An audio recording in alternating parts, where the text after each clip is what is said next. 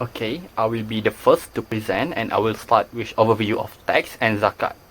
Tax is a compulsory payment to the government used to fund national development like healthcare, education and infrastructure and it enforced by law, while zakat on the other hand is a compulsory for Muslim and paid on wealth that reach the nisab. Its purpose is to purify the wealth and support the needy and is a religious duty. Next, I will go for the family profile. Our selected individual was Encik Shahrin bin Jaafar. Encik Shahrin was 45 years old and Encik Shahrin was a senior of finance in DRB Highcom Technology SDN BHD. Encik Shahrin has a housewife named Puan Haliza. Puan Haliza was 41 years old. They both has 3 young children, aged of 11, 10 and 6. Encik Shahrin earned an annual salary of 108,000 which bonus 27,000, making employment his main income source. He also gained 19,000 from house rental and 5,000 from investment dividends. In terms of asset, he has 55,000 in saving, 435,000 in EPF, 100,000 in investment, and a destination house worth 550,000. For lifestyle, he spent on book, internet and laptop, totally over 4,600. His financial commitment include a housing loan repayment of 26,400, children education at 90,000 and family living expenses of 50,000. Additional, he contribute 5,000 to insurance and takaful, 5,000 to family takaful, and 950 to medical coverage. This overview shows his financial profile in terms of income, asset, lifestyle and liability. Here, we have the income source of Mr. Shahrin. His primary income is his salary as a permanent employee, totally 108,000 annually. In addition, he received a 3-month bonus worth 27,000. He also earned 90,000 in net rental income for his property after deductions. On top of that, his investment generated 5,000 in dividends. Altogether, his total annual income amount to 159,000. As you can see, salary made up the larger portion, followed by bonus, rental income, and finally dividends. This shows how he is earning a diversified across multiple sources, ensuring better financial stability for his family. For his employment income from salary and bonus, the key deduction is his mandatory EPF contribution at 11%. This is deducted directly from the gross amount and also qualify for the additional tax relief. For his rental income, he can deduct any direct expenses like maintenance and insurance after deducting 4,000 ringgit. This is net taxable rental income is 19,000.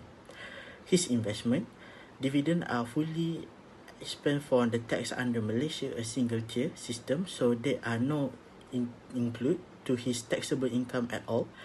Finally, his total net income 139,150 ringgit. To present about tax planning for Mr. Shahrin.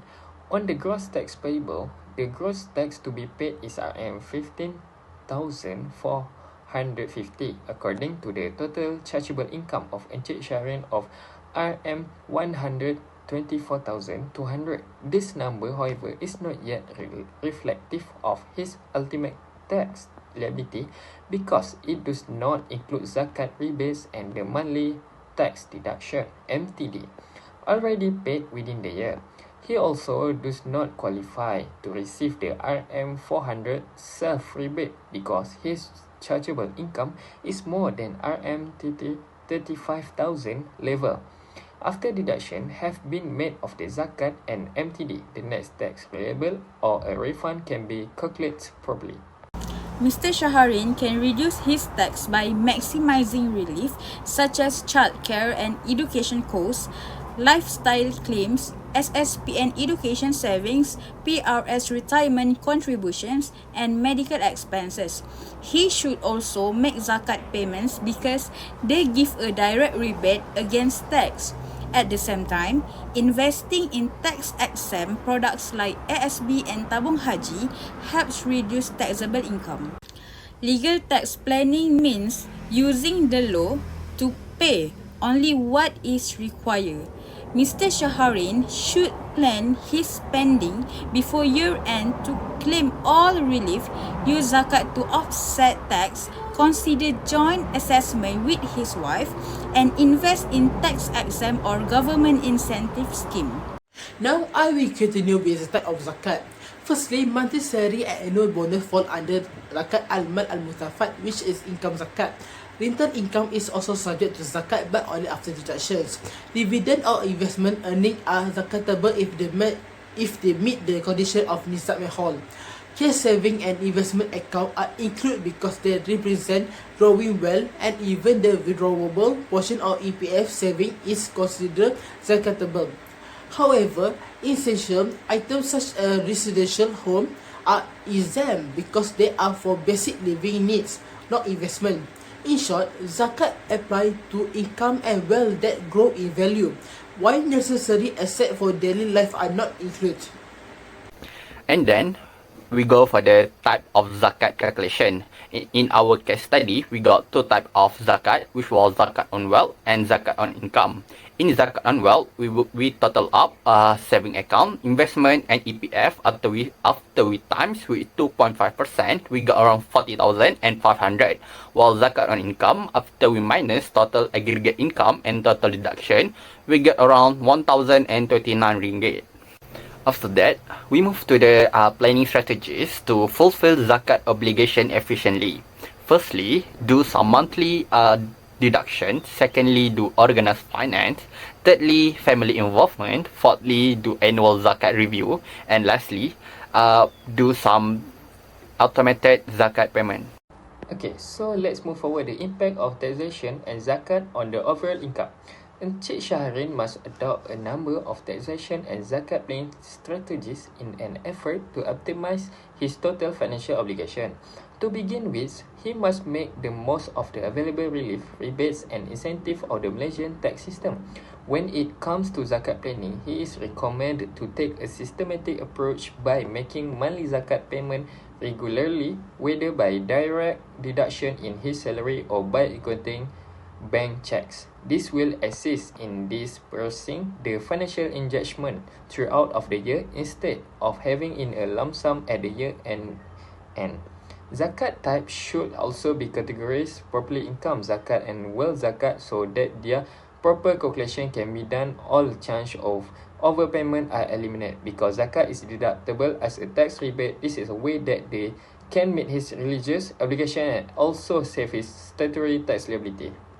Tax and zakat planning can complement each other.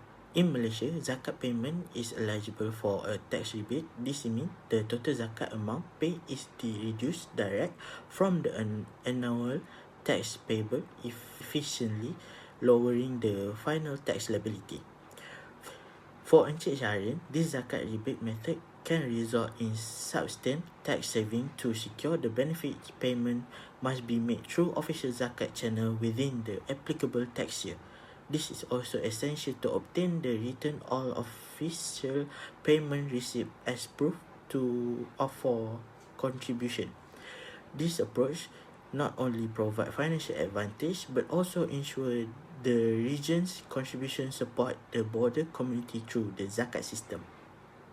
Encik Shaharin should maximize all tax relief, review whether joint or separate assessment with his wife, give more saving, and invest in Sharia compliant tax exempt funds like tabung haji and ISB. For zakat, he can set aside monthly contributions paid through officially institution for tax rebates and even spread payments during Ramadan or school terms to help the community. He should also record all the zakat in case of estate matters. By integrating tax and zakat planning, he fulfills both legal and spiritual obligation while protecting his family's financial future.